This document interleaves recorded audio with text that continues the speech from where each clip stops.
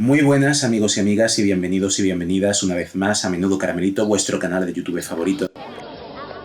Sí, qué caramelo. Y en fin, estamos aquí reunidos porque vengo a haceros una serie de recomendaciones cinematográficas para pasar este periodo de cuarentena al que lamentablemente, muy lamentablemente, estamos abocados en estos momentos. Yo sé que esto es muy poco original por mi parte, todo el mundo, pero absolutamente todo el santo mundo lo ha estado haciendo, pero creo que yo voy a ser capaz de aportar un puntito interesante. De hecho, tengo aquí mis chuletitas y me veréis viéndola porque me lo he tomado bastante en serio. Son películas que, para empezar, no voy a hacer destripes argumentales. Voy a comentar evidentemente de qué va cada película, pero tampoco voy a arruinar ninguna sorpresa. No voy a hacer spoilers, como dice la chavalada. Y precisamente hablando de la chavalada, pues ninguna de estas pelis son precisamente recientes, más bien todo lo contrario. La más moderna creo que tiene ya 12 años, pero aún así creo que son películas muy aptas, incluso para el público más recalcitrantemente millennial.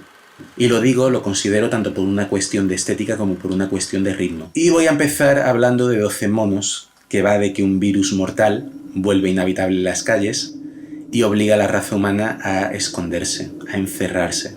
No sé si les suena. Yo entiendo perfectamente que ahora mismo mucha gente lo último que necesita es ponerse a ver pelis de este estilo.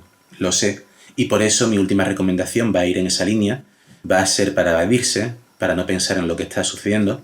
Y abajo, en la edición, pondré el minutaje exacto al que pueden ir si quieren saltarse todo lo previo y acudir directamente a ese último título. Pero a mí personalmente, el haber estado volviendo a ver estas dos primeras pelis, o tres, ya veréis, me ha ayudado mucho a contemplar la situación actual, la situación real actual, con un sentimiento de mayor perspectiva, que a lo mejor es muy iluso por mi parte, pero por lo menos me ayuda a estar menos agobiado. Y creo que tiene que ver, aunque no se corresponda del todo, con lo que los antiguos griegos denominaban catarsis.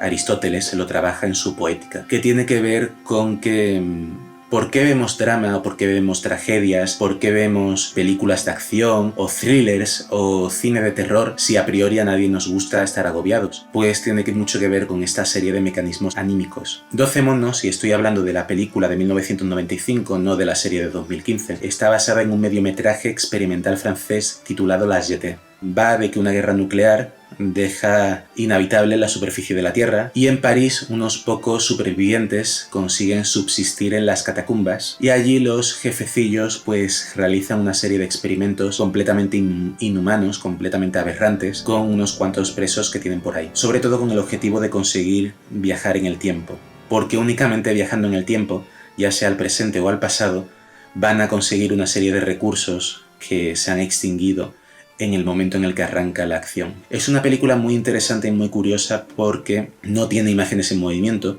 sino que el montaje está constituido por una sucesión de fotografías fijas, estáticas, que van pasando, como los montajes cutres de algunos programas de edición, y tampoco tiene diálogos, sino que hay una única voz, un narrador, quien te va contando lo que sucede, lo que ocurre. Son dos recursos que podrían haber resultado muy cutres o muy cansinos y sin embargo no ocurre ninguna de las dos cosas. En primer lugar porque dura media horita, con lo que tampoco da tiempo a que se haga muy pesado, muy cansino. Y luego en segundo lugar porque el tratamiento estético de las fotografías es impresionante, con una ambientación realmente expresionista y aparte, la voz lo hace muy bien y viene acompañada por una serie de recursos sonoros que ayudan a darle más vidilla al asunto. Además, tanto esa mezcla de locución como esas fotografías en blanco y negro que parecen sacadas de un archivo consiguen darle la apariencia de docudrama, lo cual es bastante interesante porque es una historia muy surrealista que entremezcla memoria, sueño y materia como si fueran una única cosa de una manera fascinante. 12 monos te cuenta más o menos la misma historia, pero evidentemente hay diferencias. Para empezar, pues que es una película convencional, las imágenes se mueven, hay diálogos, los personajes hablan entre sí, y luego aparte pues que, como hemos comentado al principio, cambia la amenaza nuclear por la amenaza vírica, y eso permite enfocarlo hacia una historia más claramente proecologista, además de claramente crítica con el sistema, que ya La Jetée lo es, pero 12 monos se va a regodear más todavía. Ahí está la televisión. Todo está ahí. Todo está ahí. Mira, escucha, arrodíllate, reza. Los anuncios. Somos consumidores, Jim. Ah, de acuerdo, compra muchas cosas y serás un buen ciudadano. Pero si no compras muchas cosas, si no compras, ¿qué es lo que eres? Pregunto, ¿qué? Un enfermo mental. Los hechos, Jim, los hechos. Si no compras cosas, papel de váter, coches nuevos, batidoras computarizadas, artilugios sexuales, eléctricos. Sistemas protegen a la gente de fuera de nosotros y los de fuera están tan locos como nosotros. No creo en los microbios. Los microbios solo son un rollo que se inventan para vender desinfectantes y jabones. En fin, no hay bien ni hay mal, solo hay opinión popular. Quizá la raza humana merece ser eliminada. Lo que pasa es que también te habla, por supuesto, de la belleza del amor y de la belleza de las artes, de lo bonito que puede ser el mundo. Y esa dicotomía se refleja incluso en la banda sonora, que por un lado tiene que es uno de los temas más bonitos y más relajantes de este mundo.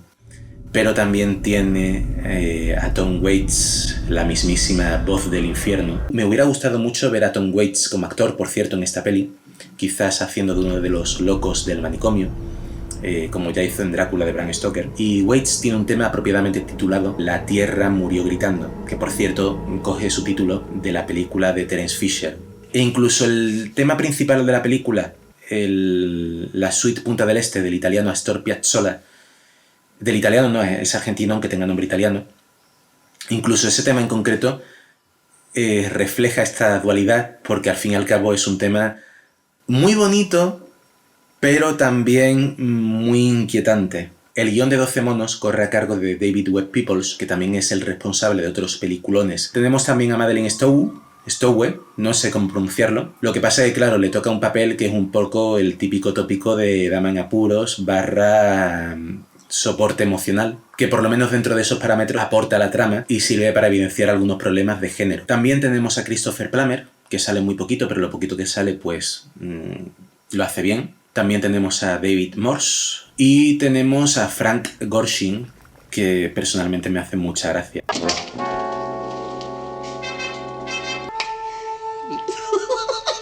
Si tuviera que elegir entre 12 monos y la Jetée lo tendría bastante difícil porque para mí, objetivamente, la Jetée es mejor, o por lo menos es más transgresora, pero 12 monos forma parte de mi infancia. Y las dos tienen muchos detalles y muchas ideas que me gustan mucho. Y ambas me parecen una muy buena adaptación de la novela de H.G. Wells, La máquina del tiempo, que recordemos que ya hacía en el siglo XIX una crítica al capitalismo. Y otra película de la que os quería hablar es Doomsday, El día del juicio, de 2008, que es una cinta posapocalíptica que bebe muchísimo de otras películas posapocalípticas que hubo antes, y en concreto las que hicieron tanto George Miller, como por un lado, como John Carpenter por otro. Refiriéndome a la trilogía de Mad Max, que luego ha pasado a ser tetralogía, y refiriéndome a la duología de Serpiente Plinsky y todo el rollo. Y la película es tan evidente en esto, pero tan absolutamente evidente, que hasta la protagonista lleva un parche en el ojo. Y Miller y Carpenter. La película la escribió y la dirigió Neil Marshall, en Gran Bretaña, que no es el mejor cineasta de este mundo, precisamente, pero tampoco es malo.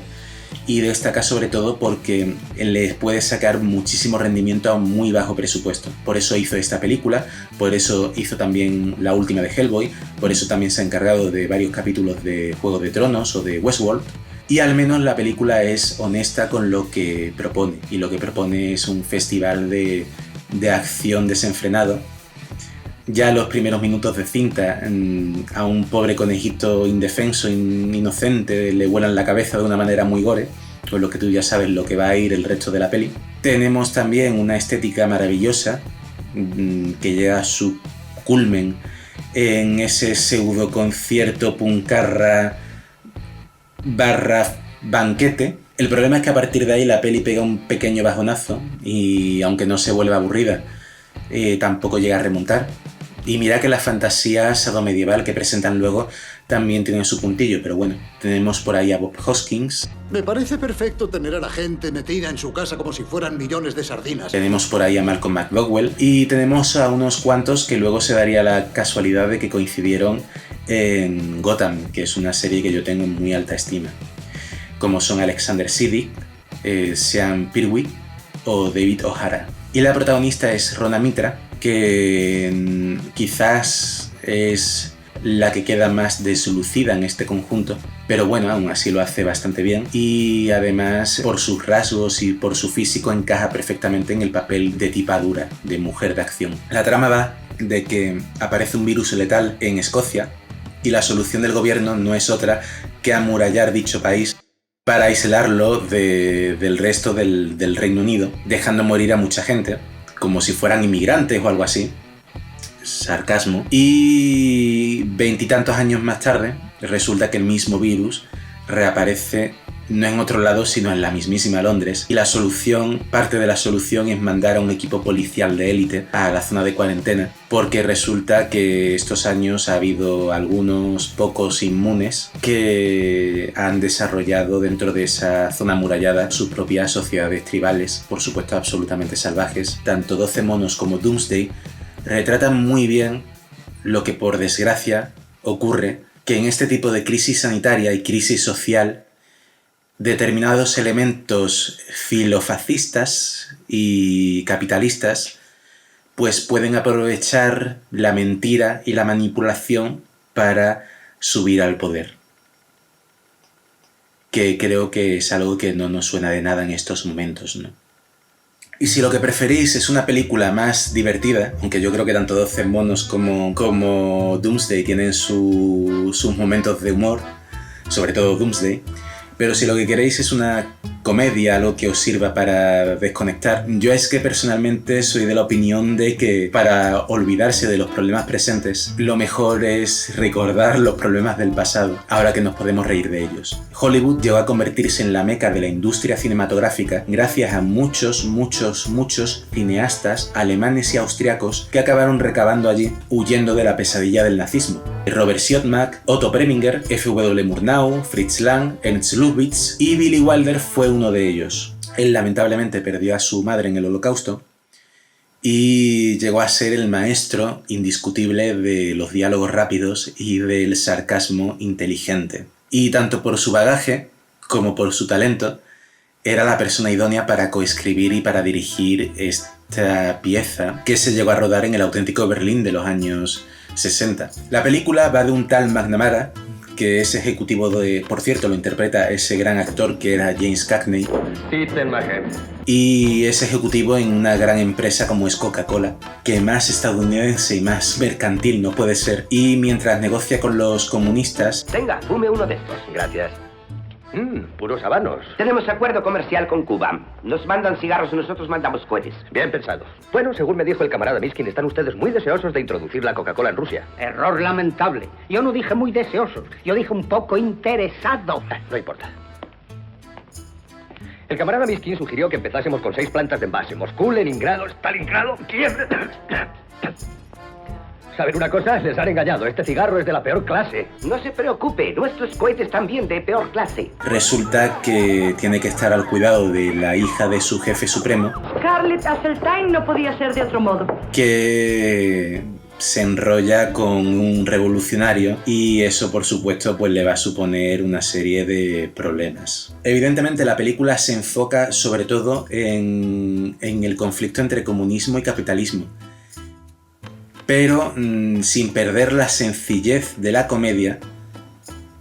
No se queda en lo simple de este planteamiento, porque sencillez y simpleza no son lo mismo, por lo menos a mí no me lo parecen, y dentro de cada uno de estos dos mundos presenta visiones de la realidad muy distintas que también chocan entre sí. Y aunque la caricatura que hace del comunismo es mucho más cruel, mucho más descarnada que la que hace del capitalismo, también le da mucha cera a este último, hasta el punto de que la película no fue bien recibida en su momento ni en los Estados Unidos ni en Alemania. Y aparte no es que ataque solo el comunismo o el capitalismo, es que ataca todo. Luego todo el mundo está corrompido. No conozco todo el mundo. Ataca el pasado nazi de los alemanes. Y desde luego era usted antinazi y nunca le gustó a Adolf. ¿Qué, Adolf? Ataca a la nobleza decadente. Soy descendiente directo de Felipe el Sangrante, así que su proposición no es solo descabellada, sino altamente insultante.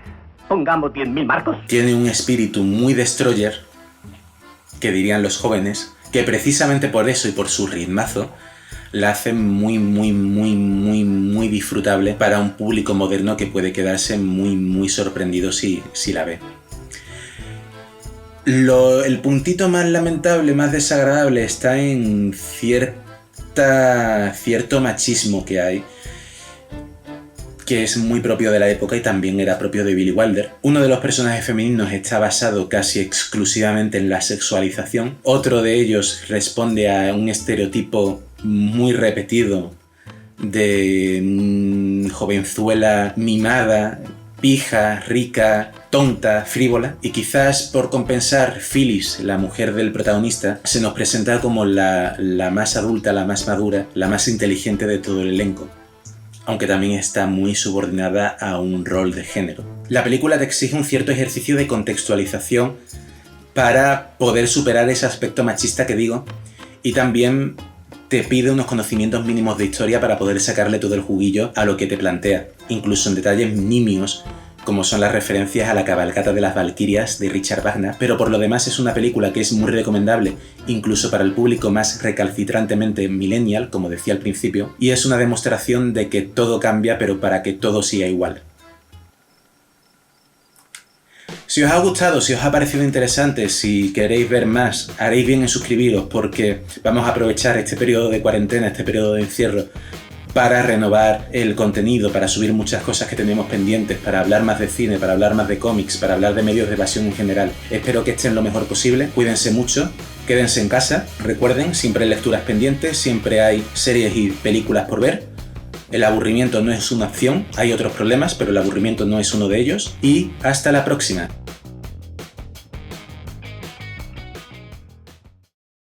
Filofascista.